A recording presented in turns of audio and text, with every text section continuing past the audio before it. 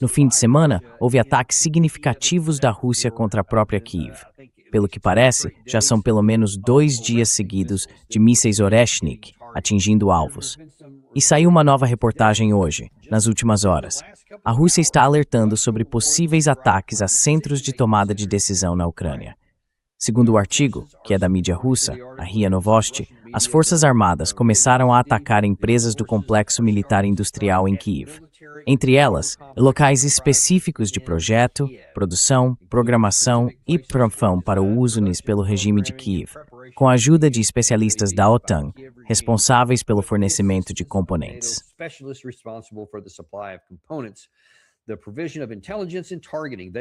O fornecimento de informações de inteligência e de alvos será aplicado tanto aos centros de tomada de decisão quanto aos postos de comando, alertou o departamento russo. Todas essas instalações ficam na capital ucraniana. Por isso, o ministério pediu que diplomatas e representantes de organizações internacionais deixem a cidade o mais rápido possível e que os moradores locais evitem se aproximar de áreas militares e administrativas. Agora veja, o presidente Putin vem enfrentando uma pressão cada vez maior dentro da Rússia, especialmente nos últimos tempos, porque ele não conseguiu alcançar nem mesmo os chamados objetivos da Operação Militar Especial, a SMO, que incluíam o controle total do Donbas. E agora já estamos entrando no 5º ano, então ele tem enfrentado uma pressão enorme.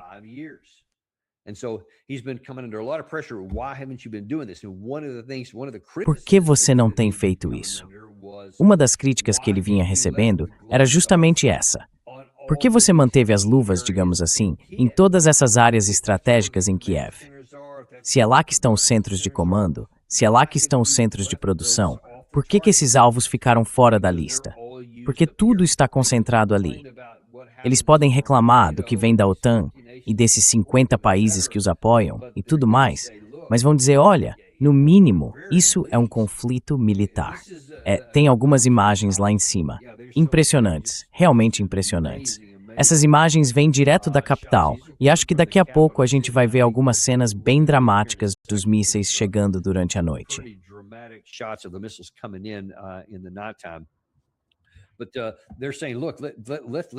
Mas eles estão dizendo, olha, que isso seja o começo de algo, não o fim de algo, porque a gente precisa continuar fazendo isso. Caso contrário, não temos chance de vencer a guerra. E nesse meio tempo, só nesses últimos dias, saíram vários artigos na imprensa russa aberta debatendo essa guerra. Muitas vezes a gente diz, não existe liberdade de expressão do lado russo, nem nada disso. Mas na verdade existe sim.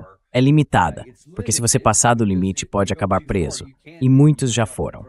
Mas, por exemplo, hoje de manhã eu li num dos sites de análise militar deles, acho que é o Military Review em russo, traduzido pelo Google Tradutor, que estão acontecendo discussões sobre os prós e contras de continuar essa operação militar especial ou de encerrá-la.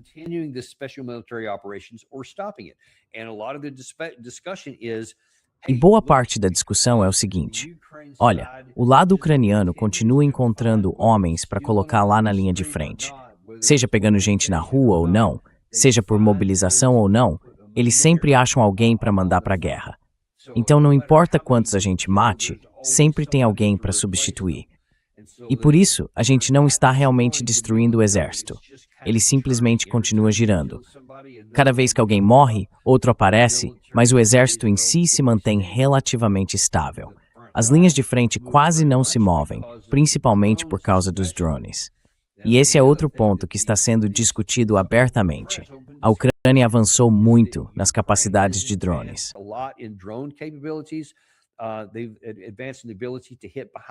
Eles avançaram na capacidade de atingir alvos atrás das linhas russas de forma mais eficaz do que antes, porque continuam investindo em pesquisa e desenvolvimento, criando tecnologias que simplesmente não existiam, em alguns casos, nem 6 meses atrás. E a Rússia ainda não encontrou uma forma de contornar algumas delas. A gente já mostrou, claro, alguns dos ataques de longo alcance que aconteceram bem dentro do território russo. Mas até as áreas operacionais de retaguarda e as zonas de abastecimento foram atingidas. Então, muitos analistas do lado russo estão dizendo, olha, não há perspectiva de que isso acabe num futuro próximo, pode levar 1 ano, 2 anos, e nem existe uma data prevista para isso terminar.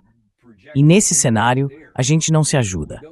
Não faz sentido continuar travando uma operação militar especial em vez de uma guerra totalmente mobilizada, se o objetivo é realmente vencer.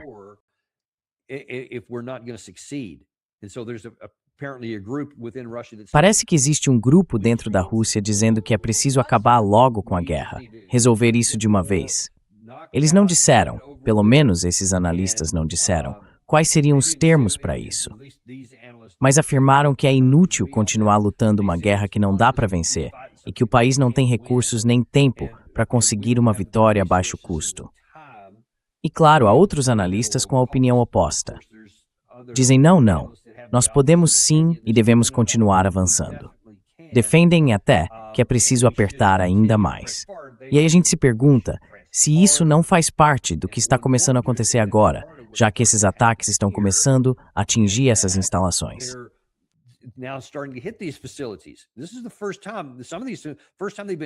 Essa é a primeira vez que eles são atingidos de verdade. Já faz tempo que drones e outras coisas vêm atacando alvos em Kiev. Mas os alvos importantes, os centros de decisão e as lideranças estavam fora dos limites. Agora, ao que tudo indica, não estão mais. E esse último comunicado de hoje do Ministério Russo diz o seguinte: estrangeiros, diplomatas, todos vocês precisam sair de Kiev e os moradores devem ficar bem longe dessas instalações militares ou centros de decisão, porque nós vamos atrás deles. Então, provavelmente, quando o sol se pôr hoje, talvez no programa de amanhã, a gente já tenha mais vídeos para mostrar sobre isso.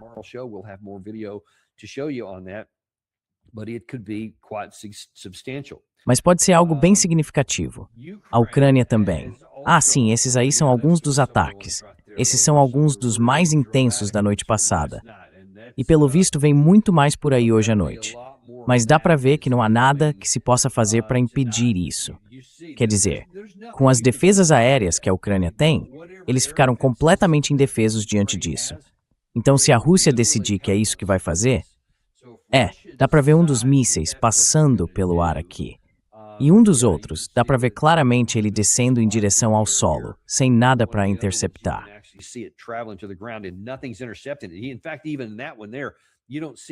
Na verdade, até ali você não vê nenhum míssil interceptador sendo lançado.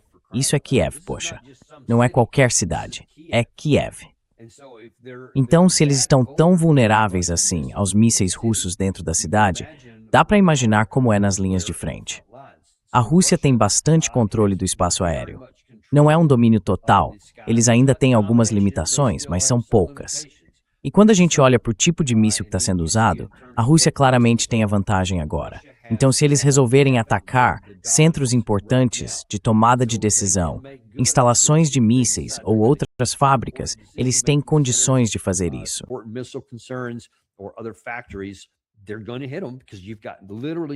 Eles vão atacar porque, na prática, você não tem nada para impedir.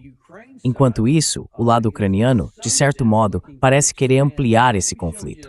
Na semana passada, a gente mostrou aqui, seja o Karaganov ou alguns outros russos bem conhecidos, dizendo algo como, olha, precisamos escalar isso para dentro da Europa. Precisamos atingir o mesmo tipo de alvos que eles estão atingindo em Kiev. Eles falavam em atacar cidades, fábricas de mísseis, fábricas de drones e outros lugares que funcionam como centros de abastecimento. Enfim, tudo que está enviando capacidade militar letal para dentro da Ucrânia. Precisamos atingir esses pontos lá. Pois acontece que não são só os russos que estão pensando em expandir, mas, segundo relatos, até o próprio Zelensky também.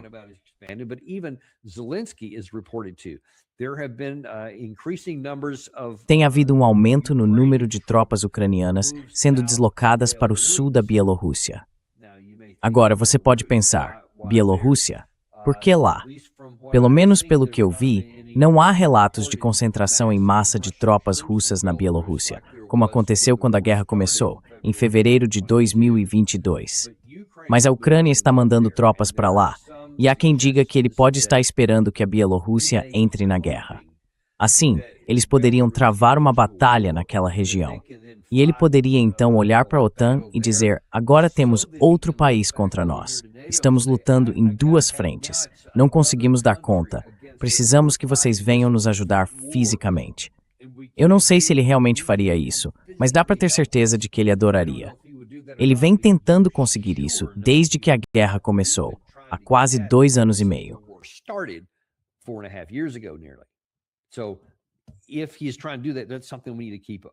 Se ele está tentando fazer isso, é algo em que a gente precisa ficar de olho. Enquanto isso, temos o próprio Putin, que acabou de aprovar uma lei bem interessante, assinada hoje, uma lei que autoriza o uso das forças militares para, entre aspas, proteger cidadãos russos no exterior.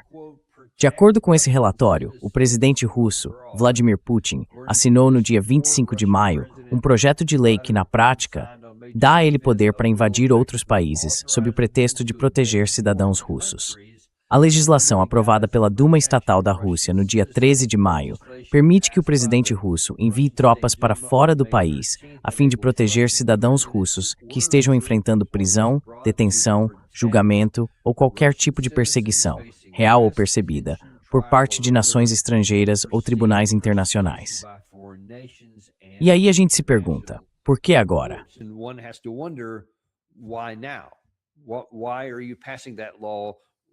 Por que vocês estão aprovando essa lei agora? Porque se você lembrar, antes dessa guerra que começou em fevereiro de 2022, houve uma enxurrada de leis aprovadas que permitiram à Rússia ajudar o Donbass com forças militares de verdade. Eles tinham alguns acordos com as províncias de Donetsk e Luhansk para oferecer apoio, depois reconheceram a independência delas e, no fim, acabaram incorporando essas regiões à Federação Russa. Então, já houve momentos em que as leis na Rússia foram mudadas logo antes de eles precisarem cruzar fronteiras e coisas assim.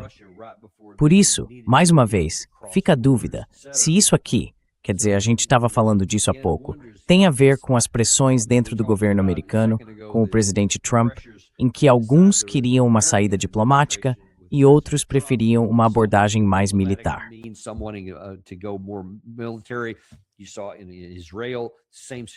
Você viu em Israel, é a mesma situação aqui. A mesma coisa está acontecendo. A gente falou sobre isso hoje de manhã, dentro do Irã, onde existe um lado mais linha dura e outro mais diplomático, que quer dar destaque a isso. A mesma coisa acontece do lado russo, só que o lado mais linha dura está começando a ganhar força, porque eles já tentaram isso antes. Porque quando eles dizem operação militar especial, não é só um eufemismo para fazer a guerra parecer menos ruim. Isso tem implicações legais na Rússia. Se eles chamarem de guerra, isso muda o significado e permite outros tipos de alvos. Isso dá ao governo poder para fazer mais coisas. Permite forçar uma mobilização. Permite forçar a economia a entrar no modo de guerra em que eles não têm escolha.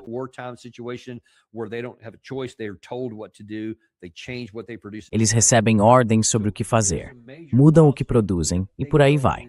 Então é um marco importante se eles entrarem numa guerra. Se passarem de uma operação militar especial para isso, significa um nível de operação muito maior.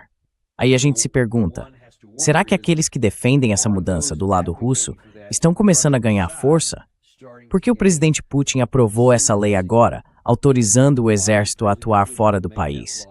Porque antes, eles não tinham essa permissão. Se não fossem fisicamente atacados por outro país, pela lei russa, não podiam agir no exterior. E claro, quem poderia ser o primeiro alvo disso, senão os países bálticos lá no norte?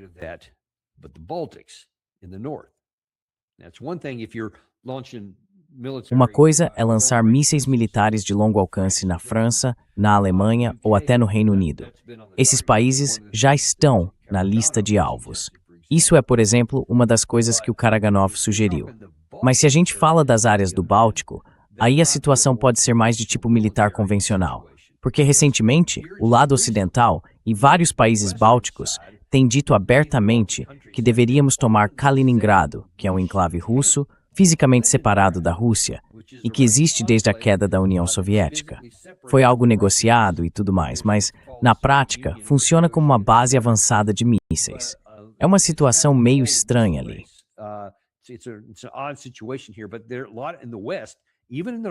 Mas muita gente no Ocidente, até nos últimos dias, tem dito algo como, cara, aquilo é uma ferida nos olhos, a gente devia simplesmente ir lá e pegar. devia subir lá e tomar aquilo. E a Rússia está ouvindo tudo isso e dizendo, se vocês fizerem isso, talvez a gente deva pegar aquilo também. E claro, existe uma população russa considerável, uma população de origem russa, nos países bálticos. Então, o fato de o Putin estar assinando esse documento agora pode estar preparando o terreno para dizer, olha, se a gente começar a agir por aqui, talvez a gente tome isso. E veja, todo o conjunto dos bálticos, os 3 países bálticos, eu acho que o total das forças terrestres deles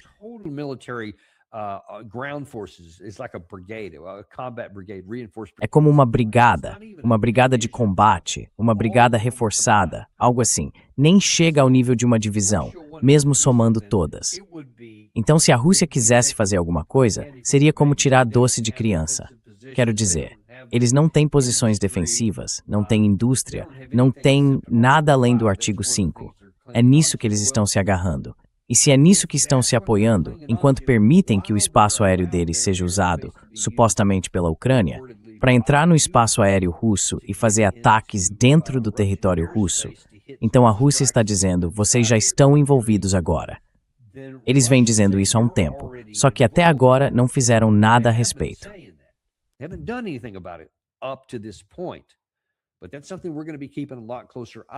Mas isso é algo que a gente vai acompanhar bem de perto, porque muita coisa está começando a se mover.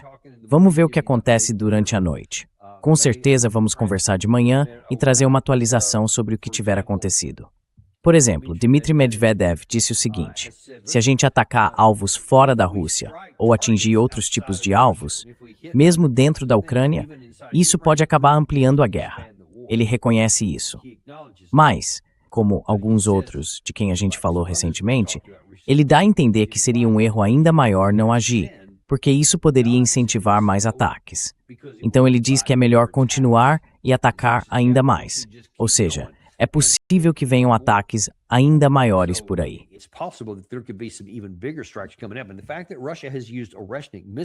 E o fato de a Rússia ter usado mísseis Iskander em algumas ocasiões recentemente mostra como isso é importante para eles e o quanto eles dão prioridade a esse tipo de armamento.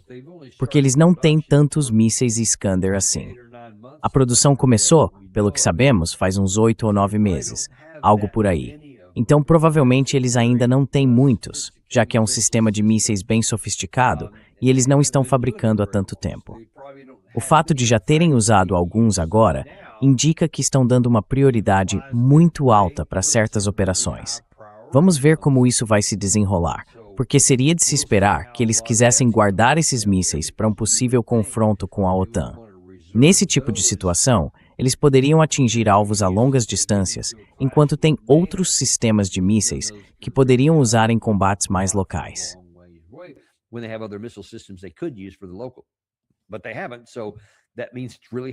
Mas eles não fizeram isso. Então, isso mostra que é uma prioridade muito alta para eles. Seja lá o que eles atacaram, essas instalações de mísseis, essas fábricas, eles realmente querem que sejam destruídas. Então a gente vai observar isso, porque se continuarmos nesse ritmo do jeito que está, vamos acabar com o que o John Mearsheimer chama de conflito congelado. Ou seja, é um conflito mais que não avança. E é aí que entra parte da frustração de alguns na Rússia. Eles dizem, olha, desse jeito, a gente não vai terminar isso nem no próximo ano, nem no seguinte. E quem é que quer lutar uma guerra sem fim, em que seja qual for o número real de baixas russas, eles vão continuar sustentando essa situação.